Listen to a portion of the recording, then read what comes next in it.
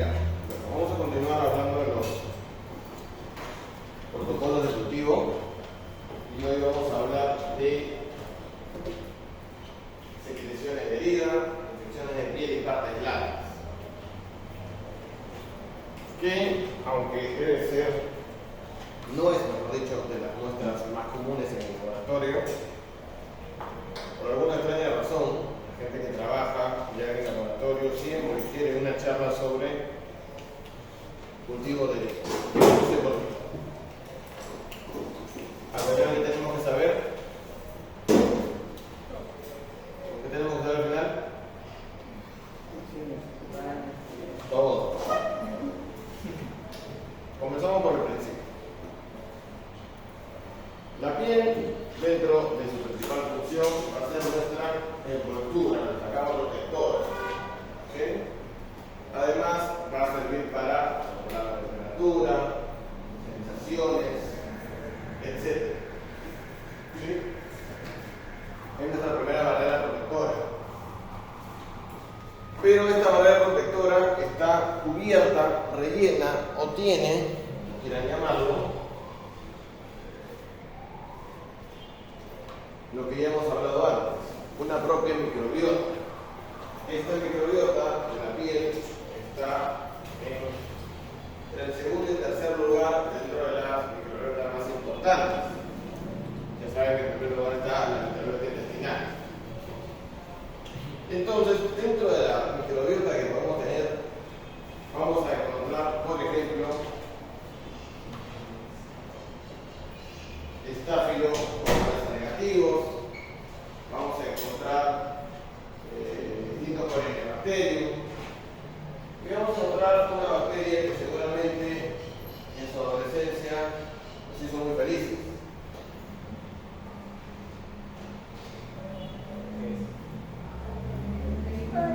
¿Todo bien?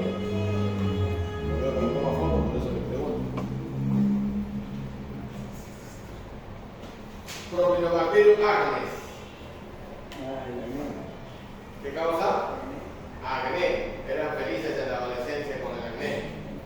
¿No? Andaban aplastándose, mirándose en el espejo. Ahora se llama Cutibacterium. Ya no se llama Propionobacterium, pero el nombre ya quedó tantos años que, bueno, hace 2 o 3 años se cambió el nombre. La piel, como les decía yo, es una envoltura, y esta envoltura tiene distintas capas.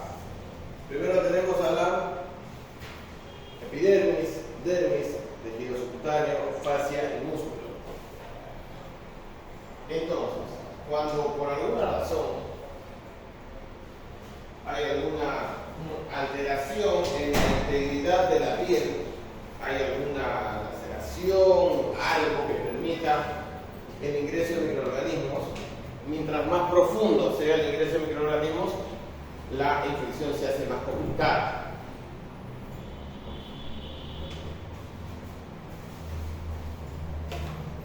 Y las afecciones van a ser distintas y en distinto grado.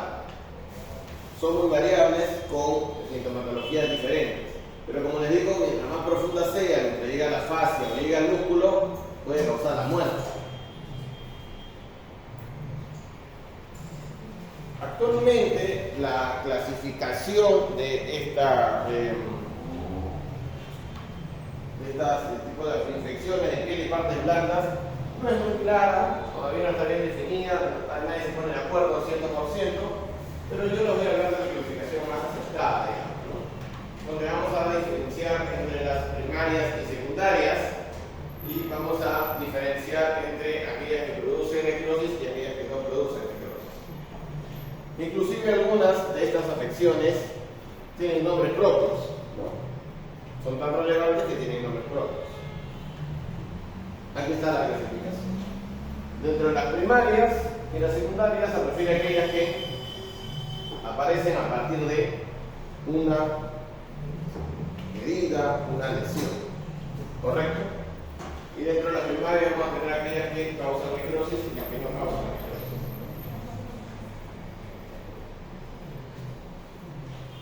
Vamos a comenzar a hablar de cada una de estas.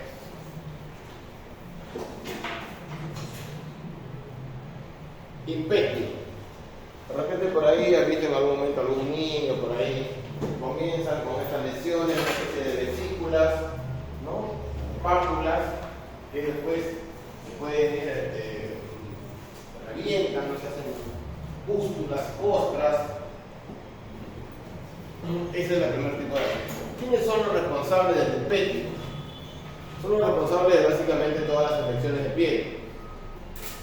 Es decir, Staphylococcus aureus y Streptococcus pyogenes. Esos dos son los principales responsables de todas las infecciones de piel.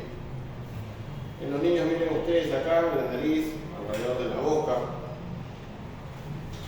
Erisipela, enfermedad de la piel. En este caso, ya afecta hasta la dermis. En el impétigo era solo epidermis, muy superficial. Aquí ya vamos bajando. ¿Está bien? Principalmente producida por Streptococcus pyogenes, aunque también puede ser producida por aureus. ¿Qué característica tiene? Una placa eritematosa roja de extensión variable, pero de bordes bien definidos, muy marcados, como si lo hubiéramos dibujado prácticamente. Dolor, prurito, puede haber fiebre, etc. Celulitis. Pero la celulitis la de verdad. No esa celulitis que dice, ay amiga, tengo celulitis, no sé qué hacer, no puedo ir a la playa, no puedo poner mi cama. No, esa celulitis no. La celulitis, ¿qué cosa es? Inflamación de las células. A esa celulitis se refiere. En esta raza, la celulitis ya va afectando inclusive al tejido celular subcutáneo. Seguimos bajando, seguimos yendo a la zona más profunda. ¿Qué característica tiene la celulitis? Solo enrojecida, como en el caso anterior, pobremente demarcada, a diferencia del anterior que tenía los bordes muy definidos. Caliente, dolorosa, con edema. ¿Alguno de ustedes alguna vez ha tenido algún caso de celulitis? ¿Alguna persona cercana? Pero la celulitis, vuelvo a repetir, no la de verdad. No me diga, ay no, profe, ¿cómo le voy a decir que tengo celulitis? ¿Qué va a decir? No. Por ejemplo, acá el caballero viene con su camiseta de Jason Rodríguez. Debo entender que es un futbolista de aquellos. Le domina el balón con pierna izquierda con James. ¿Me imagino? No. Por lo menos no se patea entre las dos piernas. Cuando uno juega la pelota, y ahora que hay tantos años de grasa sintético, ¿no? Y si alguno se cree, pues no sé, ¿a mí sabe quién es Oliverato? ¿Se va a liberar? No pregunto, de repente es muy antiguo, si no sé. Y si quieren liberar, no, cuando terminen de correr la cancha, qué sé yo. Entonces se tiran, saltan, hacen su patada doble, tiro del águila, tiro del fondo, no sé qué. Y en el gran sintético, al que ha jugado el gran sintético, si se tira, son unos raspones, o te puede doler toda la vida, o simplemente son raspones tan pequeños que no te das cuenta. Y como después del primer tiempo viene el segundo tiempo y luego viene el tercer tiempo, entiéndase, después del fundito, no se van a bañarse, se quedan ahí. Una piel en la pierna, una lesión, un raspón, después no te bañas, y que por tu mala suerte tienes un montón de estafilococo, ¿qué hace el estafilococo? Ah, mira, abrieron la puerta de la piel, por acá podemos entrar. Y empieza a ingresar y aparece en casos de celulitis. En los adultos suele aparecer la celulitis en las extremidades. Yo a veces que vengo a la universidad veo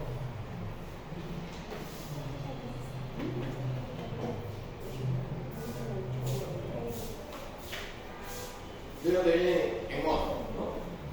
Por ejemplo, aquellos que vienen en moto y andan en moto, ¿no alguna vez han chocado? Esos golpes, cuando maneja una moto, yo manejé moto por 15 años más o menos, después me di cuenta que podía morir, te puede generar lesiones. Y entonces no solamente es el golpe y la lesión, la raspadura, sino también la cantidad de microorganismos que existen que puede terminar generando celulitis.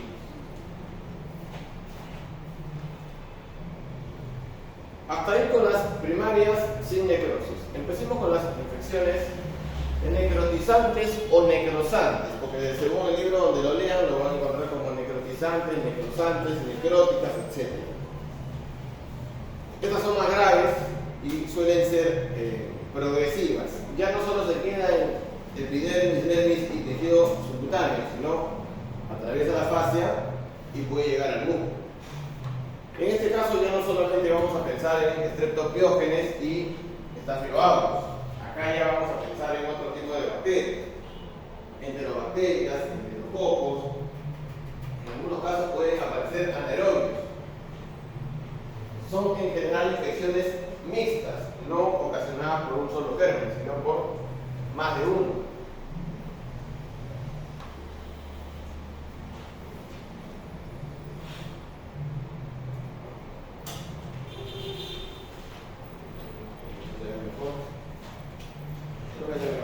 ¿Está bien así?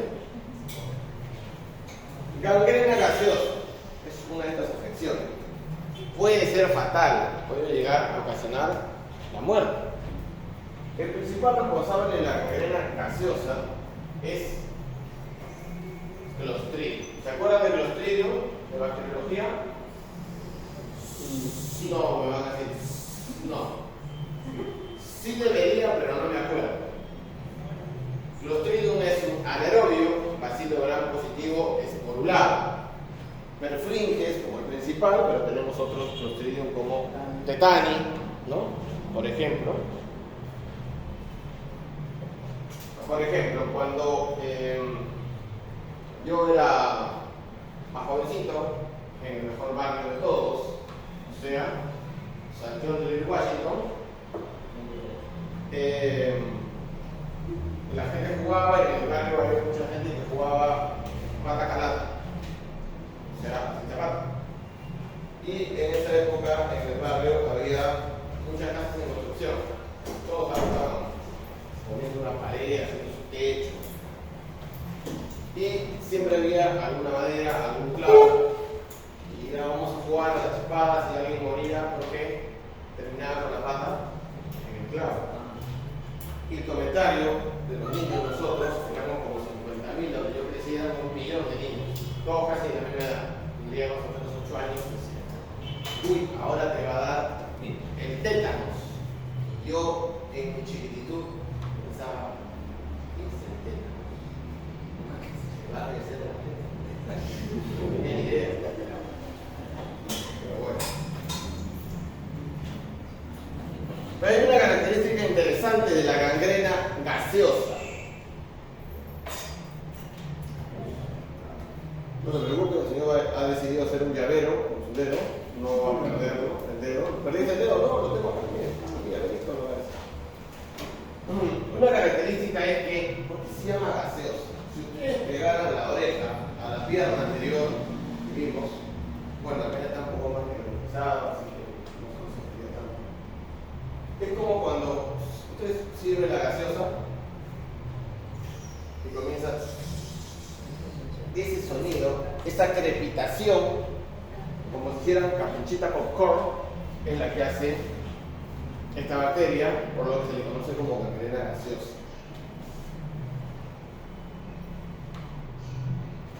Otro tipo de fascitis es la gangrena de Fournier, generalmente pisopélvico, relacionado no solamente con anaerobios, enterobacterias, cercano a la región perianal, entonces hay mucha contaminación. Puede ocurrir luego de algún tipo de cirugía, vendría algún tipo de complicación. Y otro más, como siempre, todas las enfermedades. ¿Quién tiene todos los boletos para llevarse todas las enfermedades? Por ser tan dulces, con diabetes. Esta es una complicación no muy buena. ¿Todos han tenido varicela? ¿Sí? Otro día me dijeron en otro grupo, no, yo nunca he tenido varicela, yo todavía tengo DNI amarillo. Bueno, exacto. Todos han tenido varicela en algún momento. ¿Sí? Entonces, en los niños que le dicen, no papito, no te rasques, ¿me va a hacer caso? Entonces el niño se rasca. Entonces el papá se molesta, y lo grita, y lo cachetea, y le jala de las mechas.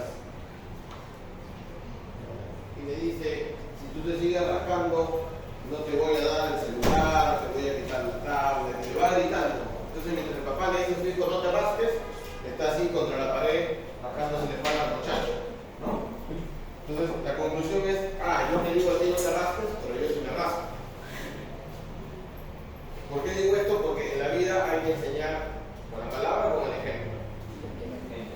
Solo para que lo tengan en cuenta. ¿Quién se mete en la varicela complicada? Piojos. Especialmente en niños. Hasta aquí terminamos la parte de infecciones primarias. Pasemos a las secundarias, aquellas que tienen un foco, una razón de ser. Por ejemplo, mordeduras, ¿no? ¿Usted muerde? ¿Sí? No. ¿Usted todavía muerde? No. ¿Usted? ¿Usted muerde? Sí, a ver. La mujer.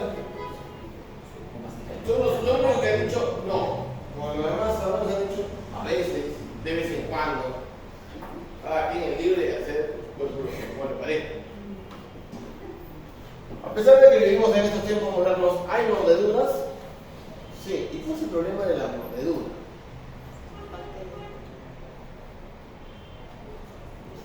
Mordedura con desgarramiento, o sea, que te muerda un león, un tigre, un hipopótamo. ¿Te puede morder? Seguro que no, porque no te vas a encontrar ni con un tigre ni un león, y además si te muerde no te va a morder, te va a comer, no te vas a sobrevivir. Animales grandes como los perros.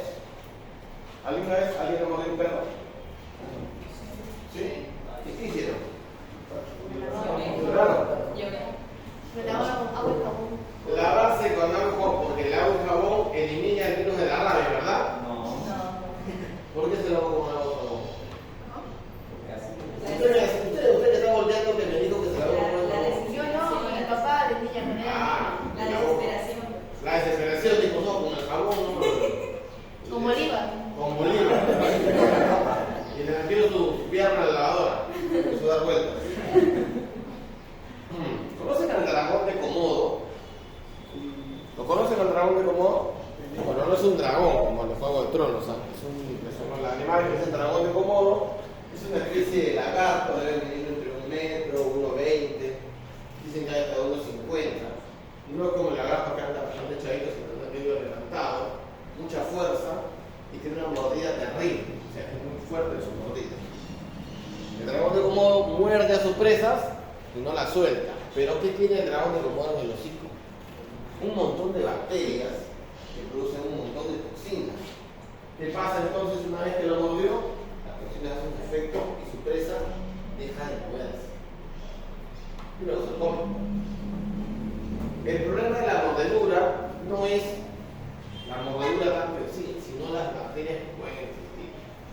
Ustedes que, no sé si ya se los he dicho, seguramente que sí, que llegan a su casa, que están acá todo el día están acá, entre su trabajo, vienen a estudiar, escuchan a las personas que no lo soportan, llegan a su casa, abren la puerta y ¿quién sale a recibirlos? Firulais. Entonces, ay, mi Firulais, el único fiel, no mi hijito, el bebé, y lo cargan y se recontravesan y se relamen, y el único, tú nunca lo vas a engañar, no como el otro maldito que se fue. Y se abrazan ahí. Mientras todos están acá sentados escuchando a este profesor que no soportan, su perro está en su casa lamiéndose el callejón de Guaylas, ¿no? Y ustedes van a llegar a su casa y luego lo van a besar. Total, peores cosas he besado, dicen. Entonces, el hocico de los animales tiene muchas bacterias. El problema siempre en la mordedura es que se genera una lesión profunda y esa lesión profunda permite el ingreso de las bacterias.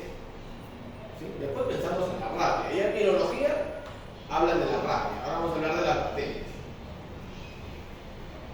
Lesiones punzantes. ¿Alguien tiene gato?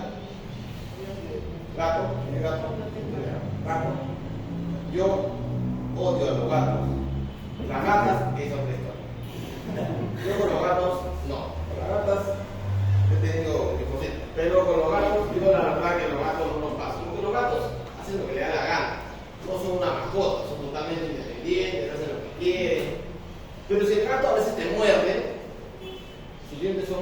pequeñitos y filudos. Lesiones punzantes. Profe, ¿por qué he puesto que me puede morder la víbora? Si me muerde la víbora me voy a morir, pero si tiene veneno. Todas las serpientes tienen veneno. ¿Ustedes ya llevaron parasitología?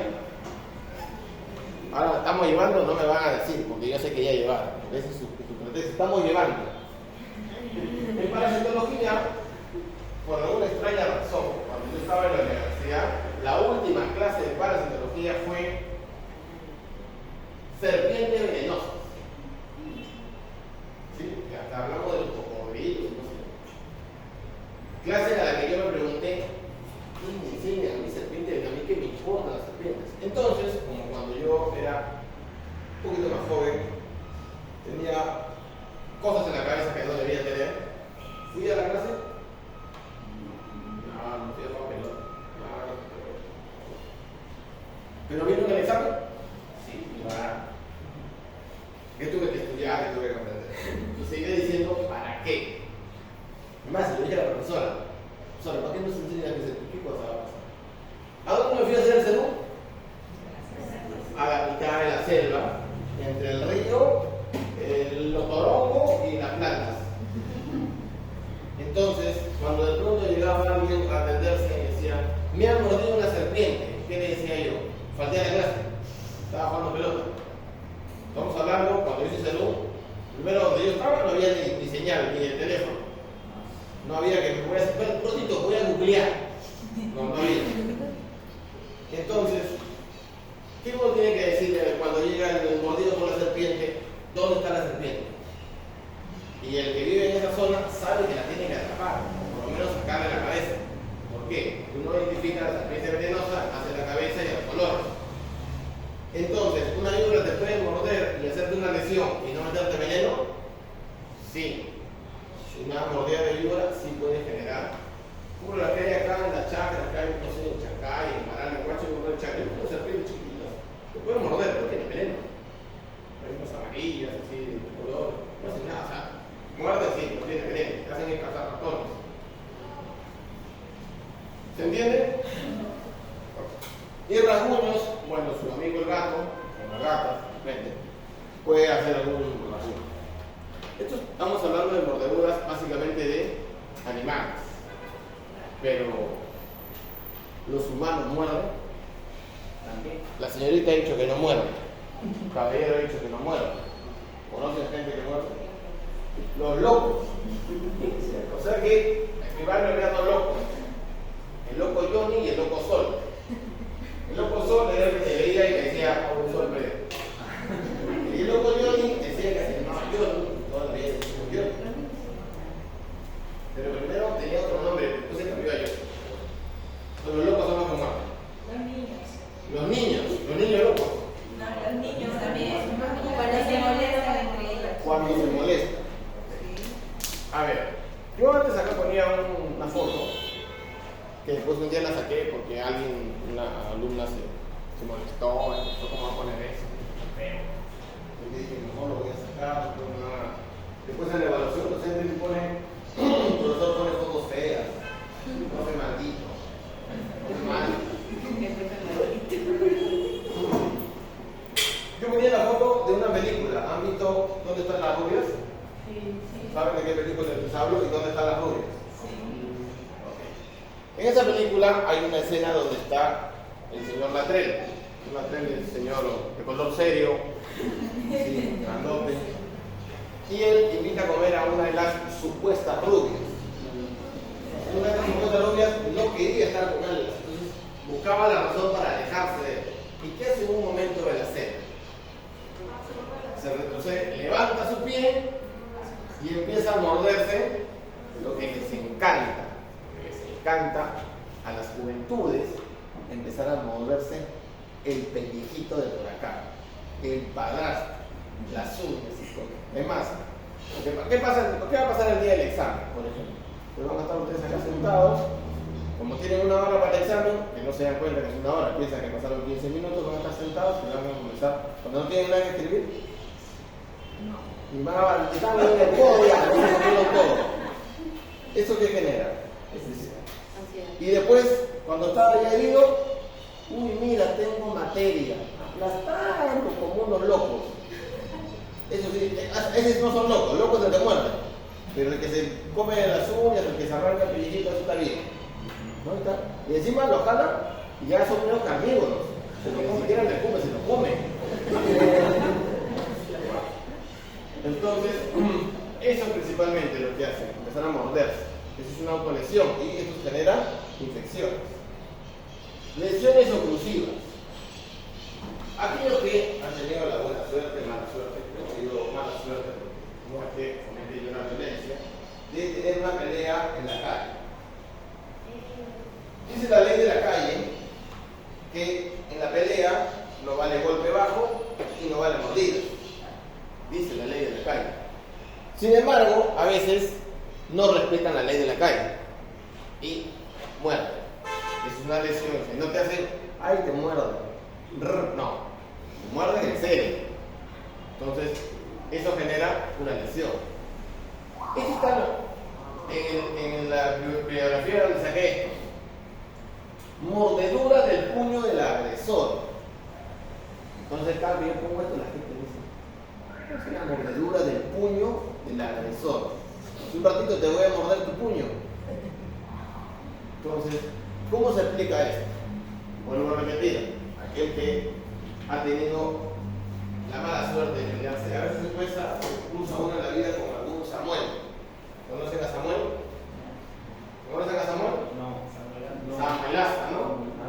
Entonces, tú le quieres dar un golpe y justo él se está riendo, ¿no? Así no se ríe, está como el longe.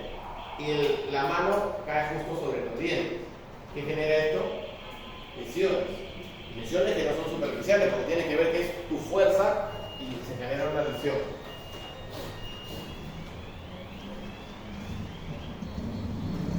Hasta aquí mordeduras. Vamos con las heridas.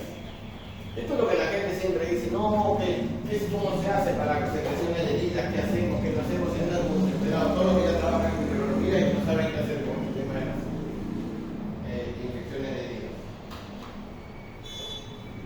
Piensen ustedes que en 1500, 1600 existía la anestesia. ¿Cómo se hacían las operaciones?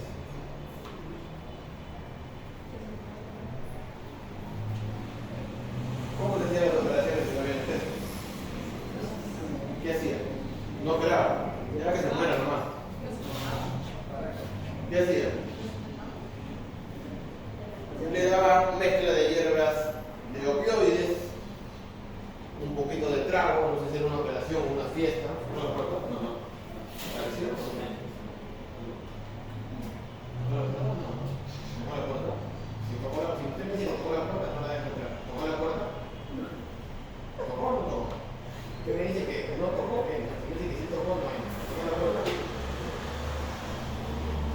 Esto también el delegado ha puesto 25 veces el mensaje en el grupo de WhatsApp donde hablan mal de su profesor, ¿no? Donde mandan las fotos que le están mandando a su profesor, donde hacen los memes, eso, donde hacen los stickers, que no deben tocar la puerta. Si no lo ha puesto, por favor, vuelvo a colocar en este momento. No tocar la puerta. ¿Sí? Nosotros, yo no la toco, mire, ya la toqué. No golpear. Ya la toqué. Entonces, lo que se le daba a las personas que estaban haciendo operarse era opioides, alcohol, lo amarraban bien, y si había que sacarle, tenía una herida en el pie o en la pierna, no que te cubre la pierna, sacaban de una vez la pierna. La mitad de la pierna te sacaban, no, cortaban en las articulaciones, porque era más fácil. Cortaban en la articulación, y el tobillo, muñeca, codo, cortaban la articulación. Luego te metían tu quemadita con fierro caliente, santo remedio. Vaya a su casa. Regresen unas par de semanas para chequearlo. Y así era como se hacían las operaciones. Ahora imagínense que apareció la anestesia. Cuando apareció la anestesia, ¿qué hubo? Un aumento en operaciones. Pero es conocida la historia de las puertas. ¿Saben qué es una puerta, verdad? ¿Qué es una puerta? Es una puerta. La única que tengo hijos usted es una puerta. Una mujer que acaba de dar a luz, que acaba recién, calientito. ¿Sí? Entonces hicieron hicieron un estudio donde se dio cuenta que los médicos que atendían a las madres y recibían a los niños, las puérperas tenían mucho más infecciones que las madres que eran atendidas por la partera. Obstetricia, obstetra, no se pelean, no quiere que te diga. Bueno, ¿y por qué pasaba esto? Porque el médico agarraba y en el hospital tenía a Juana, a Chana, a María y a Rosa y sacaba uno, sacaba otro, sacaba otro, sacaba otro. En cambio la partera iba a una casa, hacía todas sus ceremonias, se lavaba las manos, se persinaba 5 veces, sacaba uno, le envolvía, no sé qué se llama así, no sé qué, que se llama ñanguito, y luego se iba al otro y se lavaba la mano. Entonces las infecciones empezaron a aumentar porque las operaciones empezaron a aumentar y empezaron a existir infecciones en las heridas. Y así se clasificaron estas infecciones de heridas. ¿Alguien ha sido operado aquí? El apéndice, vesícula, cesárea. ¿Dos cesáreas? ¿Dos apéndices? Una cesárea y apendicitis. Ah, yo pensé que tenía 2 apéndices. No. Ah, es increíble. Dije, ¿cómo es posible este suceso? 2 operaciones. Entonces, pensemos en primero la apendicitis, que es a la antigua, a la moderna. La paracópica, no me sirve de ejemplo. ¿Alguien por acá? ¿Alguien que ha sido operado con la apendicitis que no sea con la paracópica, sino así con corte? ¿Usted? ¿El corte es horizontal o diagonal? Horizontal. Ya. Sí, porque el horizontal es un poco más antiguo. Sí, entonces el corte horizontal. Entonces, hacen un corte. Sacan el apéndice, todo. Herida operatoria, ¿sí? Infección de herida operatoria incisional superficial. Ocurre en los 30 primeros días luego de la operación. ¿Sí? Solamente tienen tejidos blandos cercanos, en la zona de la herida. ¿Sí? Ahí en los puntos empiezan a inflamar, qué sé yo. Porque después de que le hacen la operación hay que ir a chequearse. Drenaje purulento, a veces no es necesario hacer algún cultivo, sino directamente hace el médico el diagnóstico y da el tratamiento. ¿Quién hace el diagnóstico? El cirujano que atendió. ¿Está bien? Lo mismo sucede en una cesárea, ¿no? Ahora, la cesárea es distinto, o sea, la operación de la cesárea a veces se pasa, piensan, no, pero ay, que no se quiere levantar. O sea, las cesáreas te van cortando por capas y cicatriza, a veces cicatriza afuera, ¿no? Y la de adentro, y el útero que cortaron, eso tiene que cicatrizar también.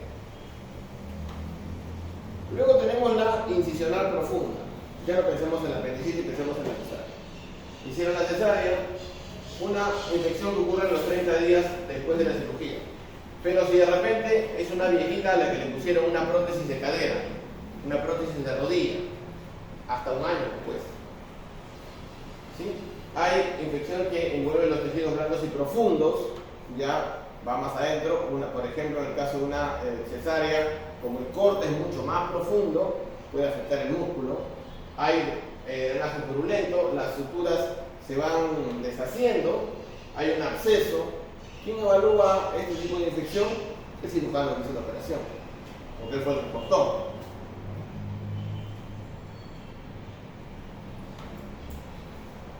Infección de herida operatoria, órgano y espacio. Sus compañeros le sacaron el apéndice. ¿Dónde está el apéndice? ¿Dónde anda? ¿Dónde vive? En acá. En acá. ¿Cómo se llama el acá? Al flanco derecho. Es de la guerra. Flanco derecho, flanco izquierdo. ¿No se llama fosa? Entonces, de pronto, ahí no hay nada, pero al lado izquierdo empieza a aparecer un absceso. Cada vez crece, tiene dolor, a la imagen en la ecografía dice, no, tienes un absceso. Entonces, aparece a los 30 días después, o si hay algún tipo de implante hasta 1 año, ¿sí? Ocurre en un lugar distinto. La herida fue acá, el absceso y la infección aparece al otro lado, como si hubiera caminado. ¿Sí? Drenaje purulento, ¿no? Hay que hacer cultivos. ¿Quién es el que hace el diagnóstico? ¿El cirujano? ¿no? El cirujano va a decir, a mí ni me metas, ¿ah? A mí ni me metas porque yo operé al otro lado.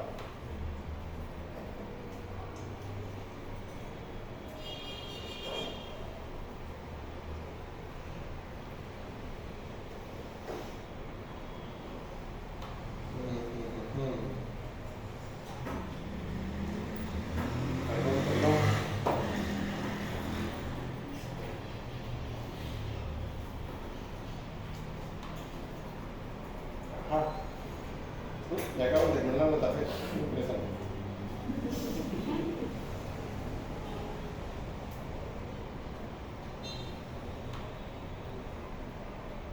Ya, vamos a tener una clase antes de pelearme con el hermano.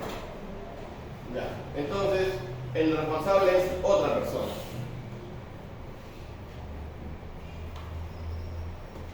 Pie diabético. ¿Cómo es esto del pie diabético?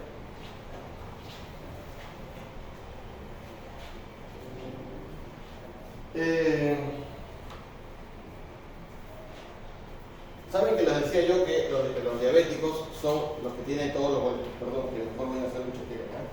Porque si no, los 3 horas se van a desaparecer.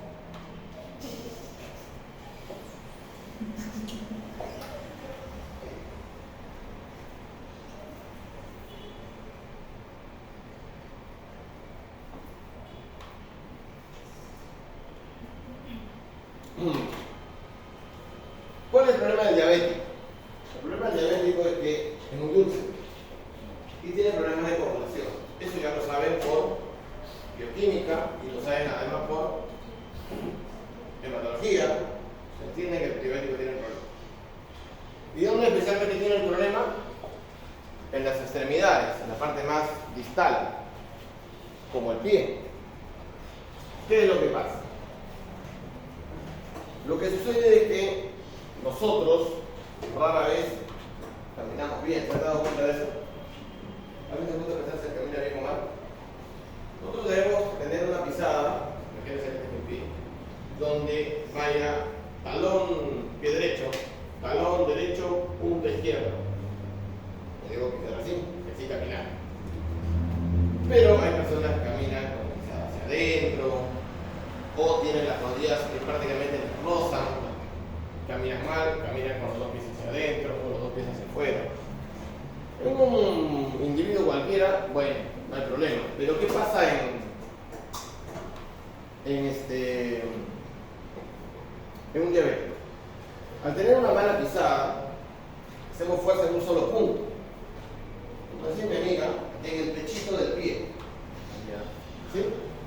Hacemos fuerza en un solo punto. Esa fuerza, esa presión hace que se haga una pequeña lesión que puede crecer, crecer, crecer y crecer. ¿Qué hacer para evitar eso? Algo muy simple: ir al podólogo. Pero ¿qué pasa? En nuestro querido Perú, el podólogo es más visto, o la podóloga, porque piensan, no, la podóloga es esta que me agarran la pezuña, ¿no? Y nada más. En otros países, la podología es una tecnicatura. ¿Qué es una tecnicatura? Una carrera técnica que la enseña la universidad. O sea, una carrera técnica de un nivel mucho más alto. ¿Y por qué es tan importante? Por esto. Porque deben controlar esto. ¿Correcto? Entonces, ¿qué tipo de bacterias pueden aparecer en un pie diabético? Pueden aparecer algunas enterobacterias, pueden aparecer estáfilo, y lo que ha aparecido en los últimos años es Streptococcus agalactiae, que son infecciones de pie.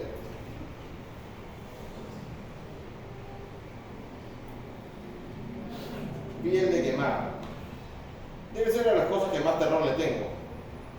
Que un niño se acerque a la cocina. De las cosas a las que más miedo le tengo.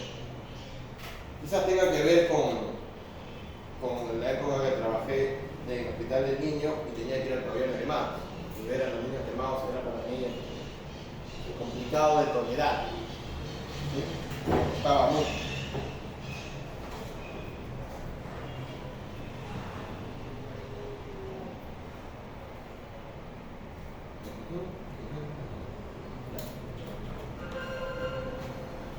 ¿Qué ¿Qué pasa con un niño o una persona que se ha quemado la piel? ¿Cuál es la función principal de la piel? Barrera de protección. Entonces, si no tengo piel, ¿tengo barrera de protección? Entonces, cualquier microorganismo se puede meter. Entonces, en la piel de quemado a eso le sumamos el problema de proteínas, etcétera, etcétera, etcétera, ¿no?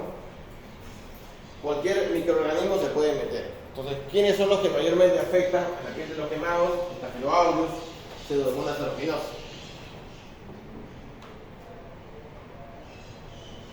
¿Cómo se hace el diagnóstico microbiológico?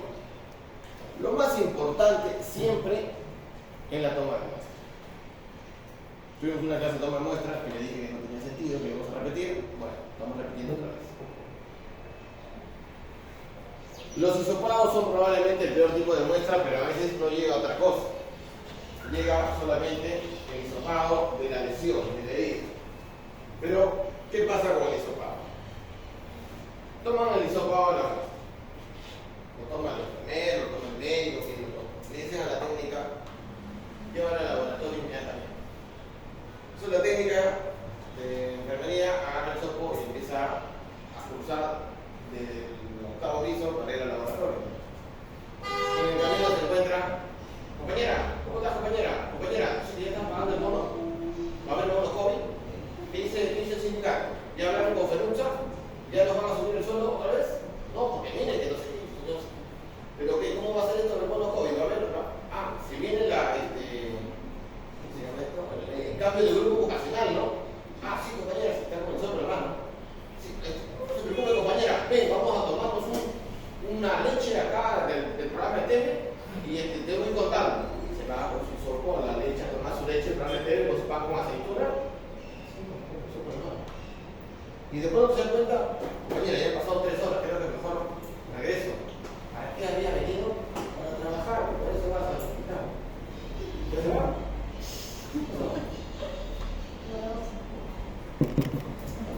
Y recién llega al laboratorio. Ese hisopo en 2 horas, ¿cómo va a llegar al laboratorio? Seco. Y encima, ¿qué dice el médico? No, llama, adelanto, quiero el gramo. ¿Gramo de qué? De un hisopo seco.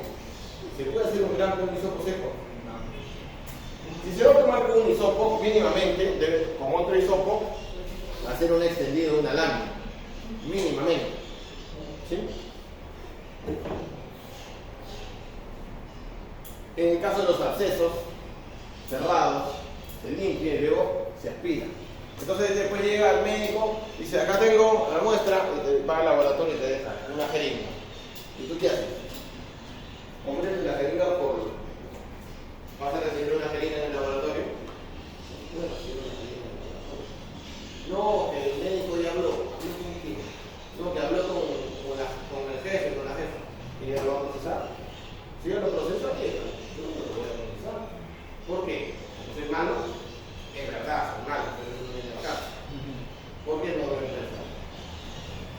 Porque es peligroso, porque es punzocortante. No puede haber una lesión. Dios, caso de la vida real, me lo voy a decir.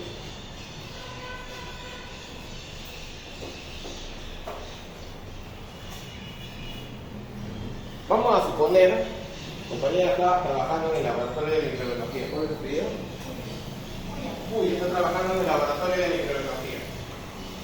Entonces llega una muestra de una biopsia, un frasquito, chequea el nombre, Juan Pérez, biopsia, todo conforme, pim, registra su cuaderno, se siente su cabina de flujo laminar a cerrar su muestra. Abre el frasco y se percata de algo. Hay un olor que no debería estar. ¿Qué es ese olor? En un frasco que viene de una biopsia. ¿A qué huele eso? ¿A qué? A formol. ¿Debería estar con formol? No, no debería estar con formol. Entonces, ¿qué haces? Como ella es egresada de Winner, ella dice, un momentito, no podemos perjudicar al paciente. Seguro se han equivocado y han mandado la muestra de microbiología a patología y lo de patología me la han mandado acá. Me voy a la patología porque en patología trabaja mi promoción. El profesor de Winner lo conocemos de chibolita, nos íbamos saliendo de la universidad y nos íbamos a comer nada más a comer. se encuentra con su promoción. Promoción, la promoción, ¿qué tal? No, ¿cómo estás? Aquí mi patología, tú sabes que, cuánto trabajo tenemos en patología. Hoy hemos hecho 2 PAPs. Y encima no me trajeron mi periódico, ¿no? La señora no me trajo mi catálogo de Saison, no tengo nada que hacer. No, promoción, te venía a preguntarte por comentarte de un casito, de un problemita de neurológico. Tiene el nombre, promoción, sabes que todos estamos para apoyar. No, del paciente Juan Pérez.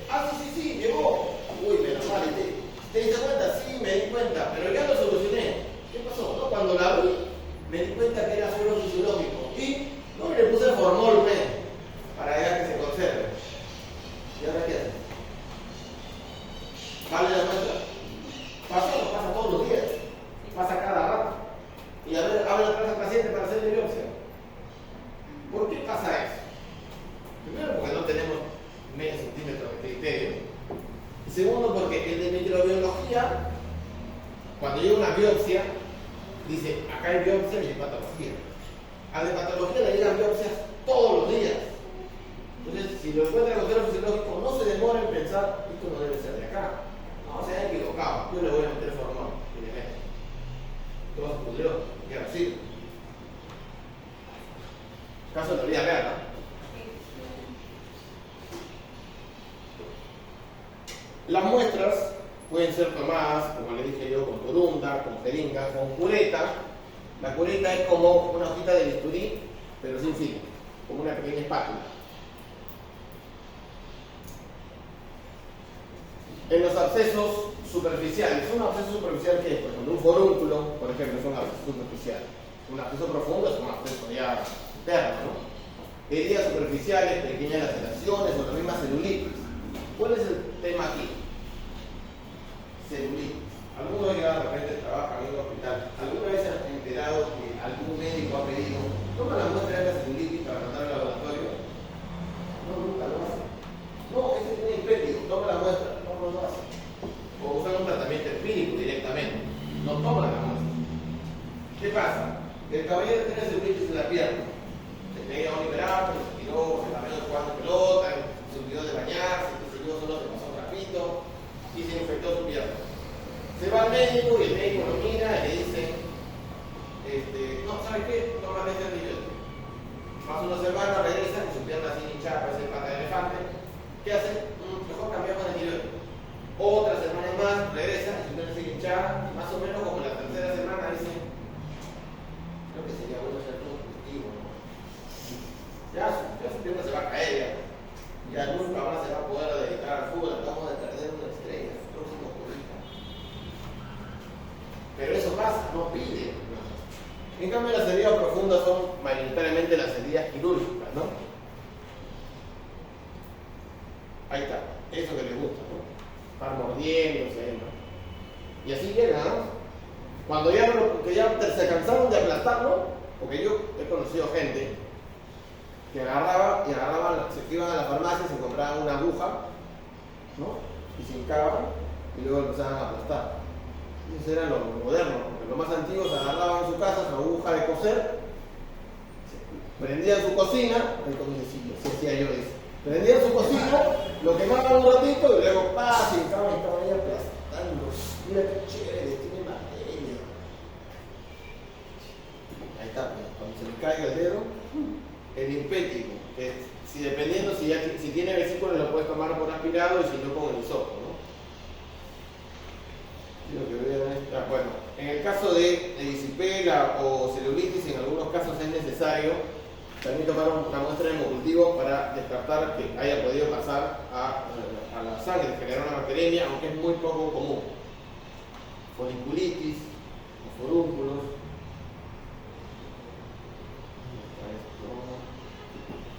¿Cuándo no aceptaría una muestra?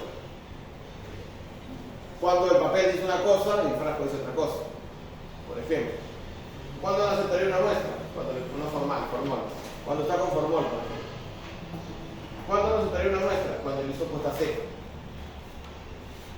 No, pero lo han tomado recién. ¿Recién cuándo? Recién. No, recién. Se puso al medio de transporte En algunos casos sí, se puede usar el medio de transporte, se suele utilizar Ames o Stuart, que son medios básicamente para gram positivos, pensando en Starfield 23. Cuando ustedes salgan en el internado, en un futuro no muy lejano, se van a encontrar con planos de medicina, se van a encontrar con residentes. Conversen, hablen, porque ahí escuchan. Porque cuando terminan, y te van a hablar, nunca más en su vida te va a mirar. Te veo, no te conocí. Nunca más lo vamos a conocer. Pero cuando son residentes, si son de escuchar. Se expliquen. Mira, cuando pidas un cultivo de una herida, pide cuando clínicamente esa herida esté infectada. No pidas, vamos a ver si está infectada. No, pide cuando está realmente infectada, no para descartar la infección. Así clínicamente, el paciente tiene fiebre, le duele, está rojo, etc. Y tú dices, ¿eso tiene una infección? Lo que tienes que hacer es confirmar tu infección, identificar el germen y hacer la prueba de sensibilidad.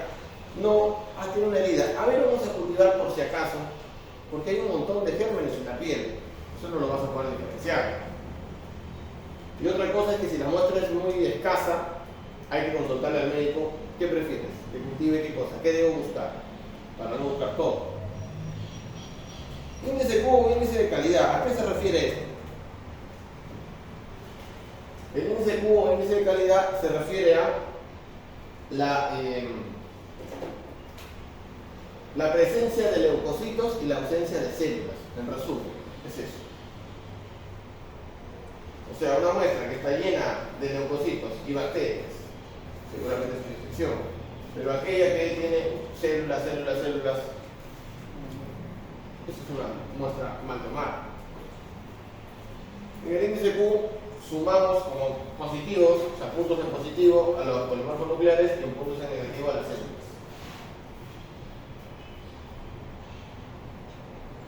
¿Qué medio vamos a usar? Sangre, chocolate, maconte, manitol y el calothioglicolato. El calothioglicolato es un medio que no se usa mucho actualmente, pero es un medio muy bueno. Debe recordar la bacteriología, es un medio donde es un caldo donde ustedes pueden diferenciar si el microorganismo es aeróbico, anaeróbico, anaeróbico facultativo. ¿Hace mucho calor o soy yo? Soy yo nomás, ¿no? Sí, no, calor.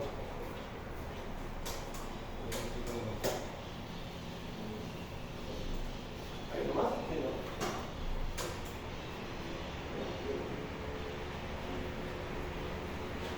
¿Cuándo se viene el verano? ¿Cuándo se va? Entonces, les voy a explicar cómo se identifican las bacterias. ¿Usted qué piensa? ¿Les voy a explicar cómo identificar las bacterias? ¿Por qué no? Porque se supone que ya tienen que saber. ¿Va a venir en el examen? Sí, muy bien. Nomás está mentalizada. Yo no puedo ponerme a explicarle otra vez desde el principio. No, la bacteria se identifica así, se llama Streptococcus por esto. No, ya no se puede, ya llevaron bacteriología.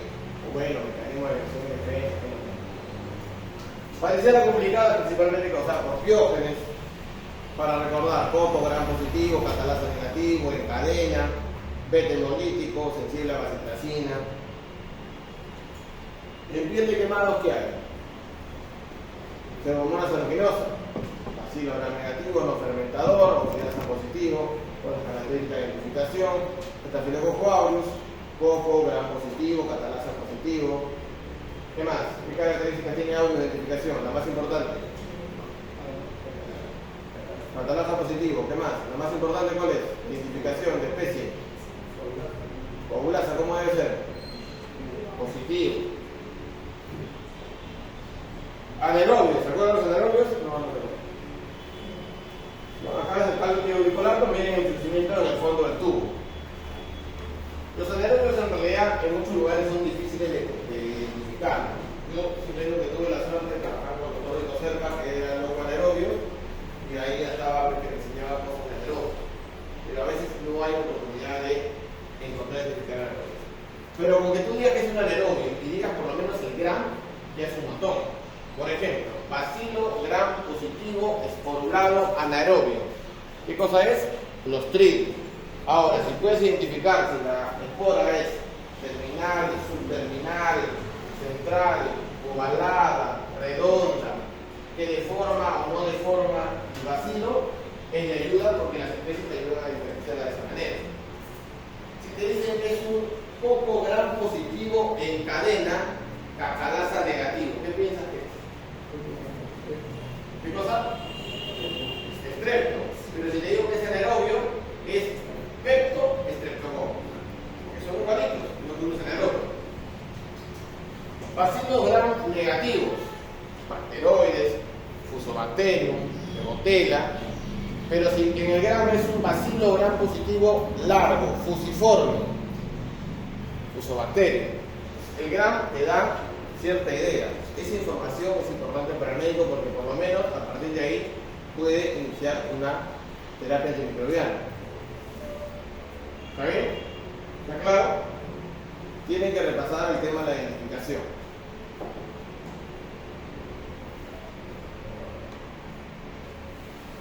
Estafilococos no son los más importantes causantes de infecciones en piel y partes blandas. Ya hemos hablado del tema de la resistencia de los antimicrobianos.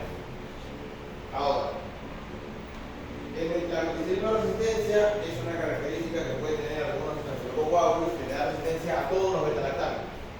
A todos. Normalmente relacionada al ambiente hospitalario. Sin embargo, también puede aparecer en la comunidad. Y lo que apareció en la comunidad está generando complicaciones, porque los de la comunidad, como en el caso de celulitis, le dan tratamiento sin cultivar. ¿Qué característica tiene el Staphylococcus meticillin resistente de la comunidad? Que es distinto al hospitalario. Molecularmente, tiene el gen responsable de la resistencia a meticilina, se llama gen MEC, MEC. Y este está dentro de un enlace genético. ¿De qué tipo? En el comunitario, el de tipo 4. Adicionalmente, este tiene una leucocina. La leucocina es un factor de virulencia que tiene el caso. Y tiene una leucocina llamada leucocina de Phantom Valentine o Phantom Valentin, como algunos le dicen. Este Phantom Valentin o Phantom Valentine está muy relacionado con los elementos comunitarios. Todos de epidemiología molecular buscan este gen y dicen, no, este Aurus es de la comunidad, este Aurus es hospitalario. ¿Cuál es el detalle aquí? ¿Cuál es la diferencia fenotípica principal?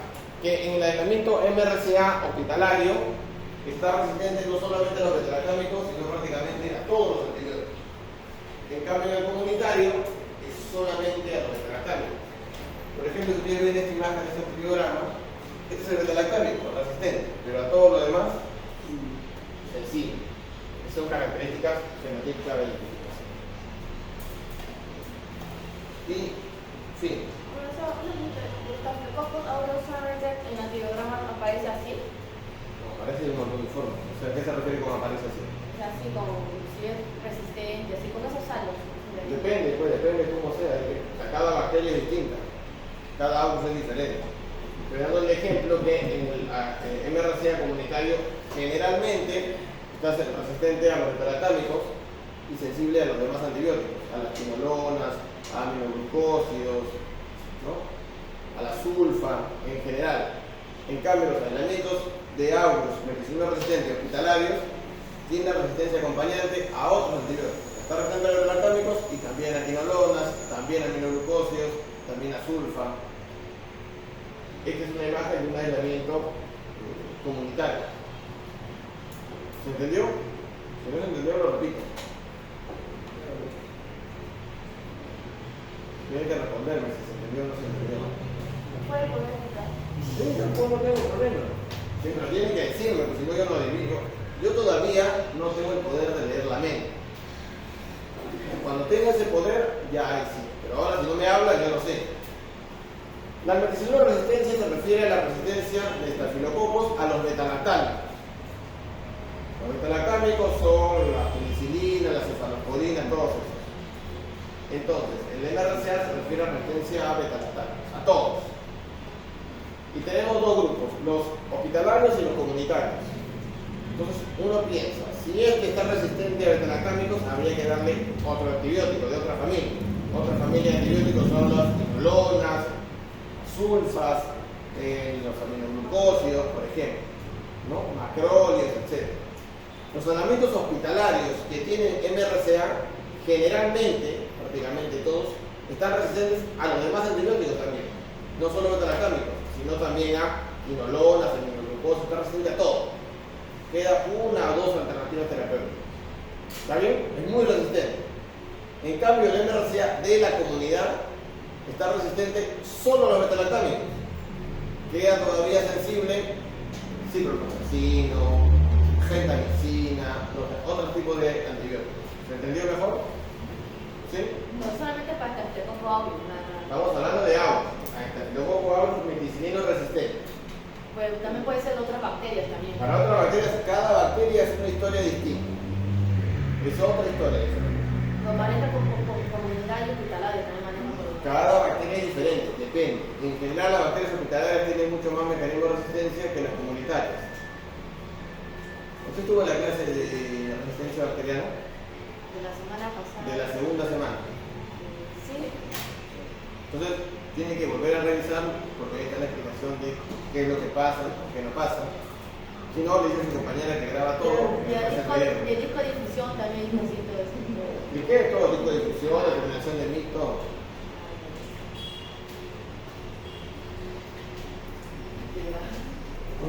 ¿Todo claro? ¿Dudas, preguntas, pensamientos? Sobre la clase. Primero sobre la clase. Después hablamos de la vida, si quiere. Después hablamos por qué me clonaron mi tarjeta. Algo que no esté claro sobre la clase de infecciones de piel y partes blandas.